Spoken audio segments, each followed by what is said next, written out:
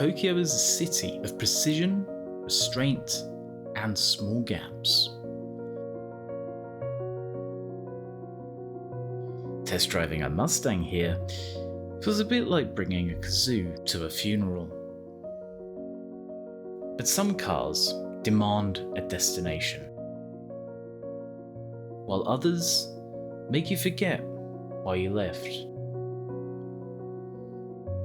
So the question isn't really, does the Mustang belong? Clearly, it doesn't. The question is more whether being wrong for a place is the same as being wrong altogether. At first, the evidence was not encouraging.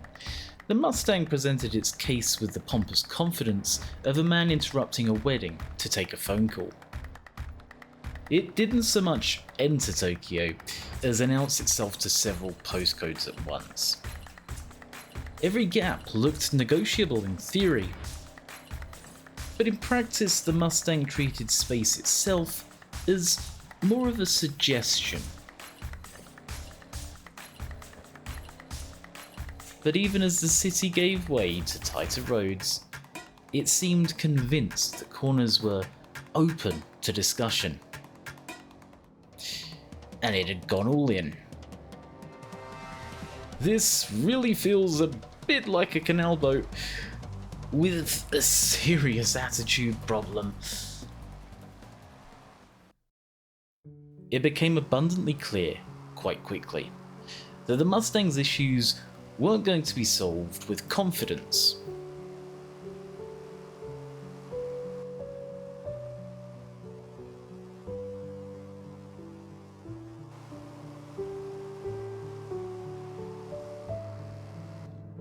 It required patience, which was unfortunate because neither of us seemed especially familiar with that concept. However, I stopped treating it like something that didn't make sense, and started treating it like something I hadn't learnt yet.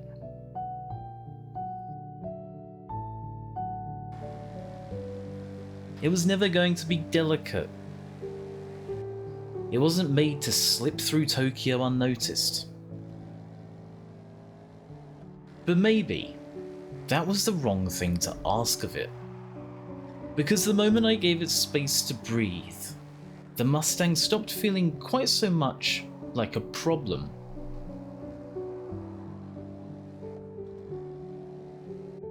Slowly, the road changed, and so did the car. Or maybe I did. Once that happened, the car began to show a different side. It still cornered a bit like a drunkard holding a street lamp. It wasn't tidy or composed. But it began to make sense in its own personal way.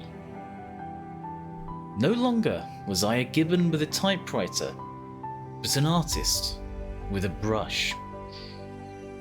Sure, it did still look a little bit like a toddler's finger painting, but at least it had character, and somewhere in there, intention. And that, annoyingly, is where they get you. Not by becoming sensible.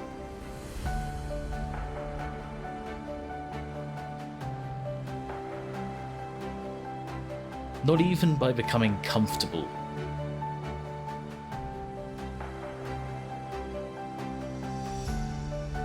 But by making the hard bits into the things you couldn't do without.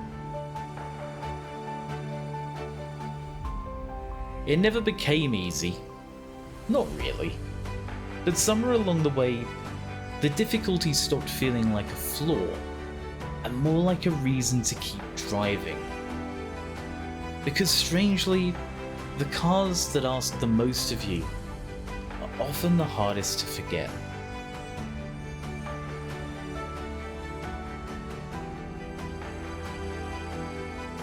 This then is no ordinary Mustang.